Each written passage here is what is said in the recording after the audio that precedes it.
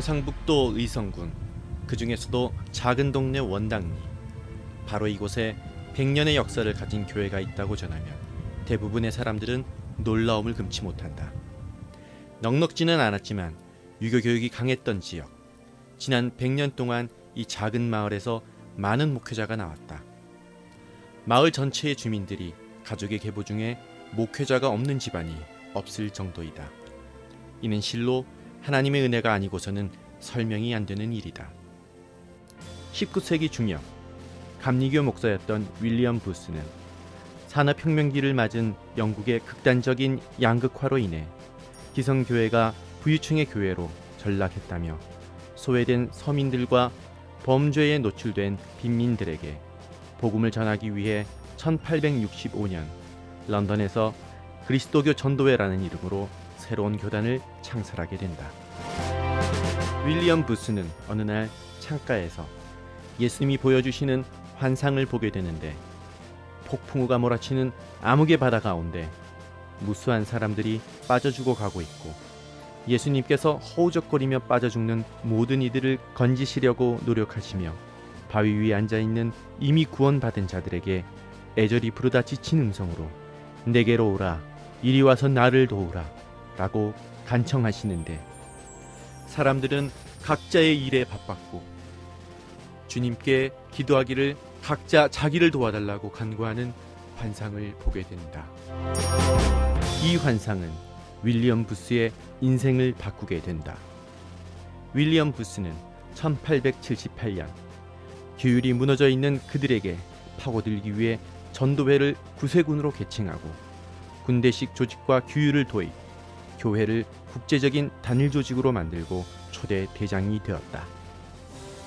구세군은 그리스도 신앙의 전통을 따르는 교리를 중심으로 선도와 교육, 가난 구제 및 자선 사업, 그리고 사회 사업을 통해 전인적인 구원을 이루는 것을 목적으로 교세를 전 세계로 확장해 나갔다. 열강의 침탈이 극에 달한 1908년, 나라를 잃고 가난에 허덕이던 조선에도 나눔의 사랑으로 복음을 전하기 위해 구세군이 들어오게 되었다. 지금으로부터 100년 전, 한국은 일제강점기의 암울한 시기였고, 이 작고 조용한 원당리 역시 그 역사에서 비껴나갈 수 없었다. 향토사에 의하면 유교와 불교의 정서가 뿌리 깊은 의성은 사학 유림의 지역이며, 조선시대에는 의병의 봉기로, 그리고 일제강점기에는 경북 지역의 기독교인들이 경북 전역으로 일어났던 만세운동의 중심이 되기도 하였다. 유서가 깊은 이곳에 이미 100년 전에 교회가 세워진 것도 놀라운 일이지만, 지난 100년의 격동의 세월 가운데 신앙의 명맥을 확장해가며 원당리의 사람들에게 복음이 삶의 하나로 자리 잡을 수 있게 한 것도 하나님의 은혜와 보호가 없었다면 있을 수 없는 일일 것이다. 19세기 당시는 세계 열강이 지구촌을 두고 식민지 정책을 앞다투어 펴고 있던 격변의 시기였다. 그러한 정색 가운데 하나님은 목숨을 건 선교사들을 통해서 세계 각지에 복음을 전하셨으며, 그 격변의 소용돌이 안에 조용한 아침의 나라 조선도 하나님의 계획 안에 있었고, 유교와 불교의 정서가 뿌리 깊은 이곳 원당 역시 예외가 아니었다. 한국 기독교사에 따르면 선교지 분할 협정이 맺어짐에 따라 당시 부산에 주재하던 선교사 베어드 목사가 1893년 4월 25일 선교지 탐사 여행으로 안동을 지나가게 된 것이 안동 지역 복음의 효시가 되었다. 1899년에 대구에 선교부가 설치되었을 때 안동은 그 선교구역으로 소속되었다. 그 후 1902년 3월 안희화 목사가 처음 안동 지역을 방문하였고, 두 번에 걸쳐 경북 북부의 9개 군을 순행하며 성경을 팔기도 하고, 또 장날에는 거리로 나가 노방 전도를 하였다. 그리고 김광현 목사 논설집에 의하면 1902년 장로교 선교회 연차대회를 위해 미국에서 갓 도착한 베럿 목사 일행은 두 차례에 걸쳐 동서남북을 두루다니며 전도 여행을 했는데 50일에 걸쳐 700리 이상을 걸었으며 복음서 1000권 이상을 판매하는 등 그 활약과 열정이 대단하였다고 전한다. 이때 이미 경북 지역에는 복음의 씨앗이 뿌려져 예수 그리스도를 영접하는 이들이 많았다.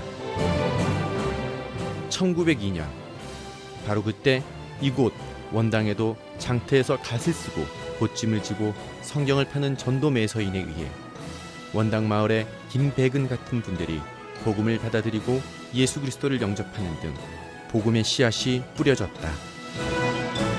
1909년 기유년 봄 칠곡에 사는 김용호 전도 매서인이 구세군 군모를 쓰고 쪽복음과 전도지를 한 보찜 가지고 원당 마을에 들어와 예수 그리스도의 복음을 전파한 것이 구세군 원당 교회의 표시가 되었다.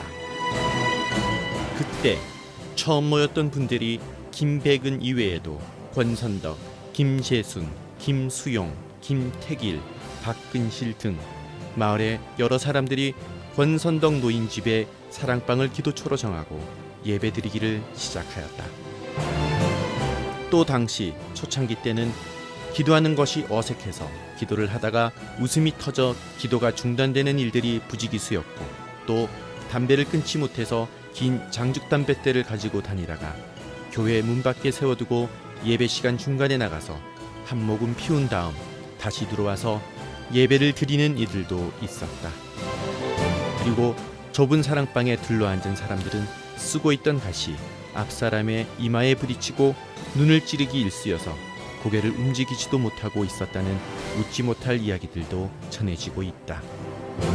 구세군 원당교회는 글을 읽는 이들에게는 성경을 주어 읽게 하고, 또 글을 못 읽는 여자들에게는 글을 가르치며 성경을 읽을 수 있도록 했다고 한다. 너네들이 공공당이 돼 있죠.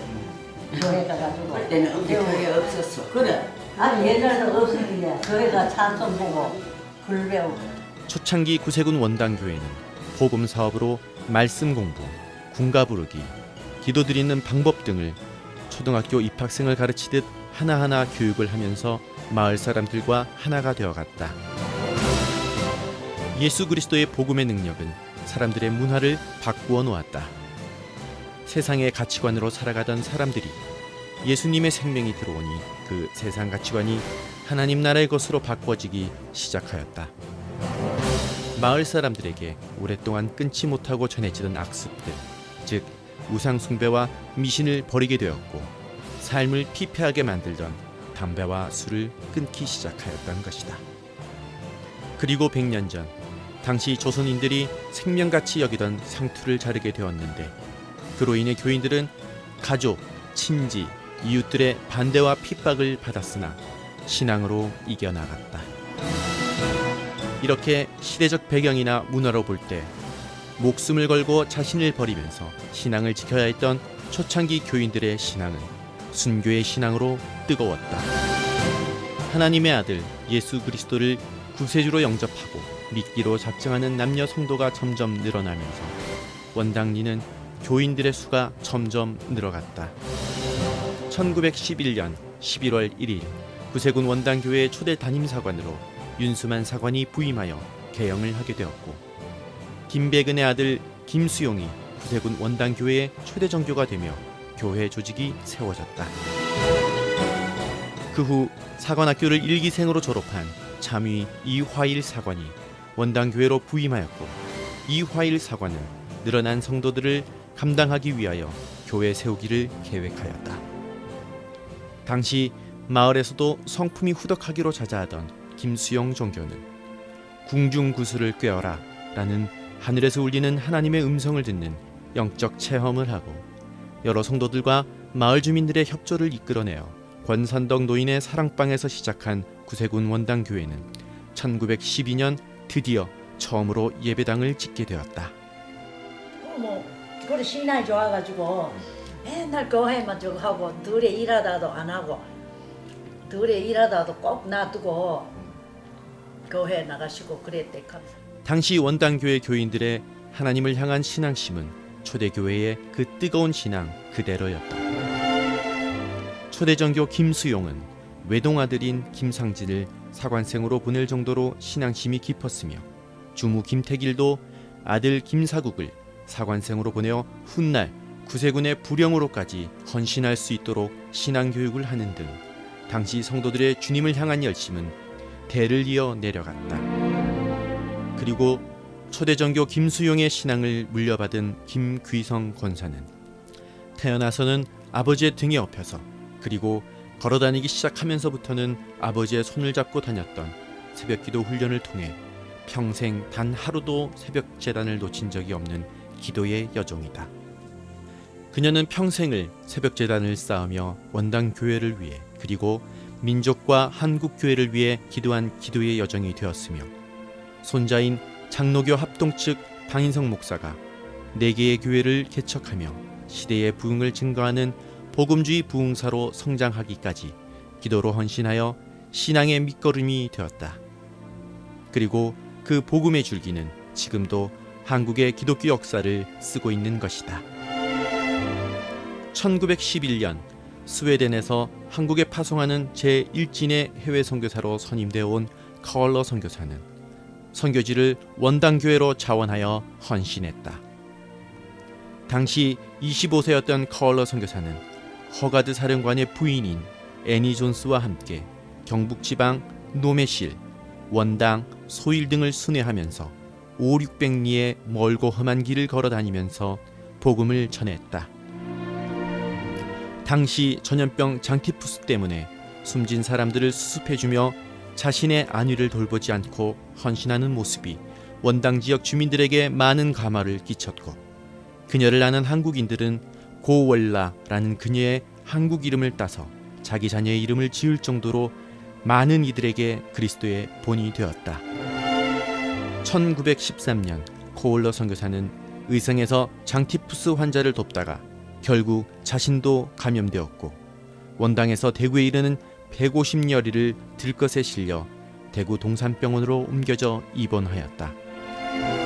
그녀를 치료하기 위하여 서양 의사와 서울에서 내려간 간호사가 전담 간호를 하였으나 1913년 5월 23일 27세의 나이로 별세하게 된다. 그 후 플로렌스 라이니는 1913년 7월 선교 잡지 코리아 미션 필드에 한국에서 펼쳐진 그녀의 헌신적인 전도 행적 등을 자세하게 기록하였다. 그녀의 어록으로는 예수를 위한 고난을 감수할 것과 예수의 십자가를 나누기를 원하여 기꺼이 고난을 당하기 원한다 라는 내용이 쓰여 있다. 일제 강점기에 있었던 원당 사람들은 군복을 입고 말을 타고 온 구세군을 환영하였고 일본군과 싸울 수 있는 무기를 얻을 수 있을 것이라 생각하여 모여드는 이들도 많았다. 암이거든. 군아이가 군. 군인이긴 해. 아 이게 일본 놈들 잡으려고 하면 우리 군대 가야 되는 시골 가는. 그래가지고 구세군에 사관학교 지원을 했는 기라 해가지고 내게 나와보이기네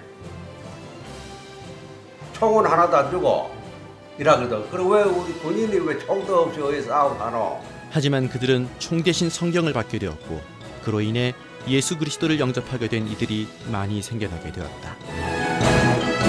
초대정교 김수용의 막내딸 김귀성 권사의 간증에 의하면 당시에 말을 타고 다녔던 허가두 대장과 허가두 대장의 부인 애니 존스 그리고 카월러 선교사 등을 김수용 전교의 집에서 묵을 수 있도록 거처를 마련해주고 침대 생활을 하는 그들을 위해 목재로 손수 침대를 짜서 제공했다고 한다. 외국에서도 막 손님이 왔다 가대요.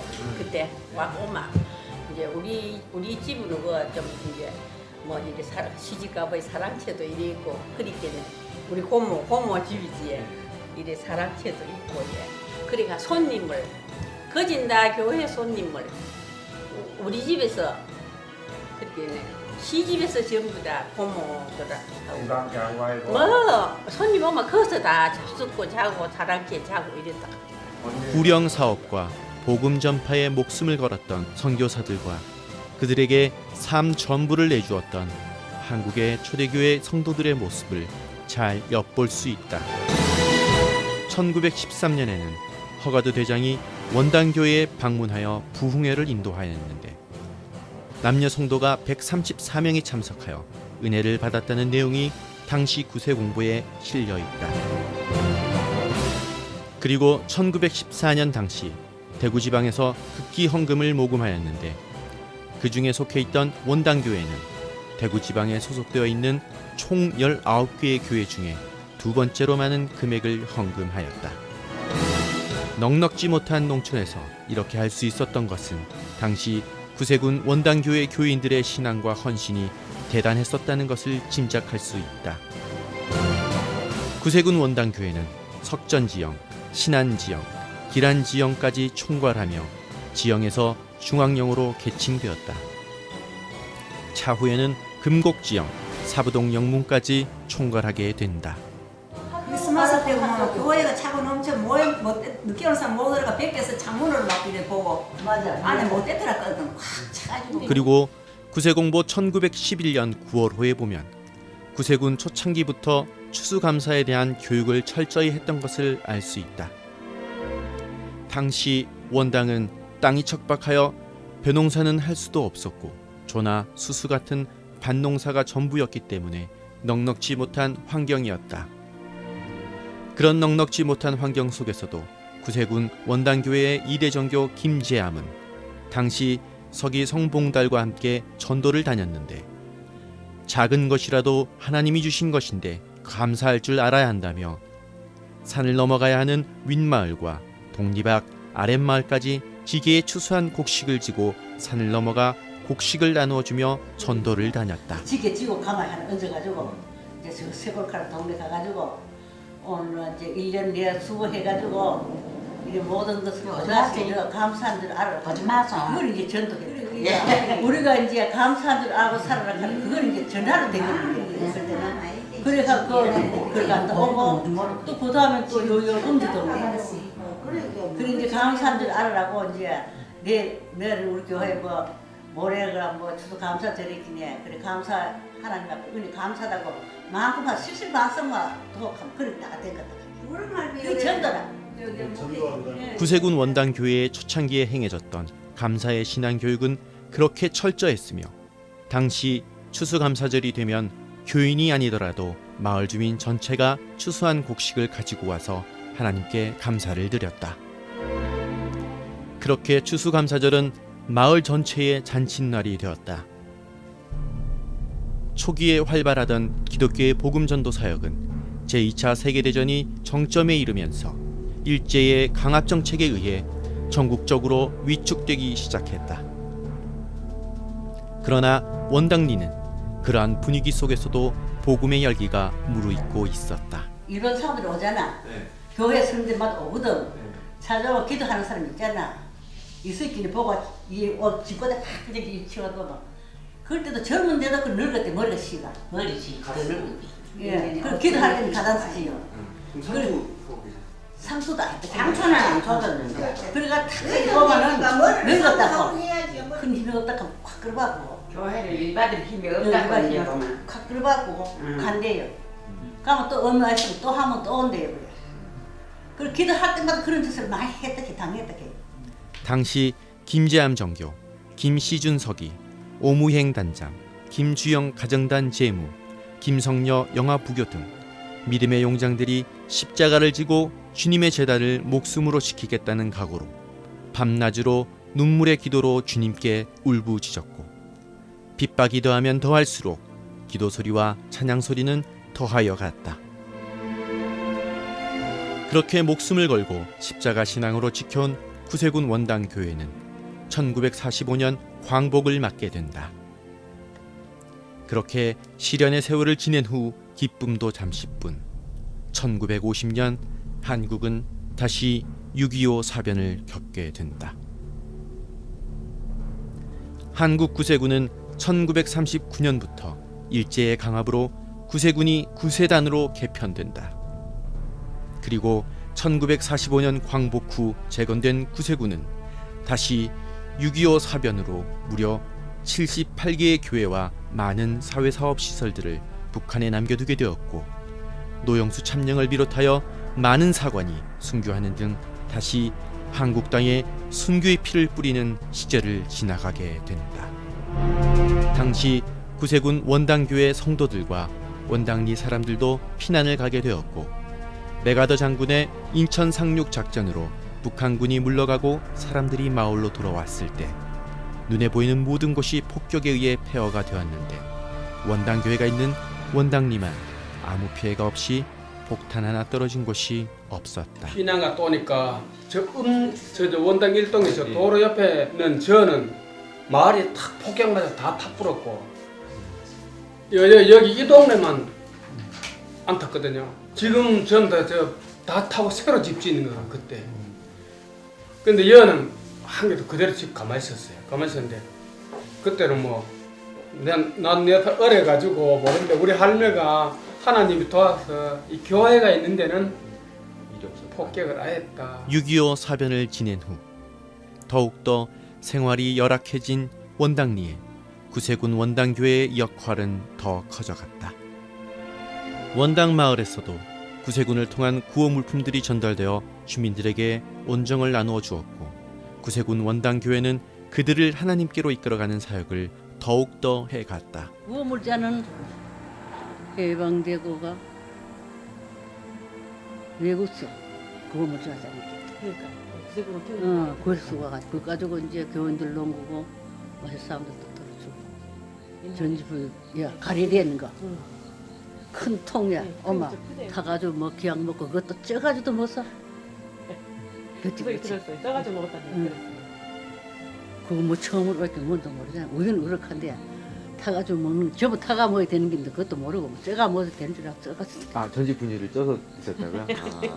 배찜 그치. 그래 그런 거 같아. 그렇게 50년을 넘게 함께했던 원당교회를 허물고 새로 건축하기 위해서 1964년 당시 정교 김시준이 땅을 팔아 헌금을 하였고 초대정교 김수용의 손자들 김상진의 아들들인 김영호, 김태호가 할아버지와 아버지의 유지를 따라 교회는 잘 보이는 반석 위에 있어야 한다며 지금 원당교회가 세워져 있는 산을 사서 터를 닦고 본영의 이경영 참령의 지휘 아래 지금의 원당교회를 세우게 되었다.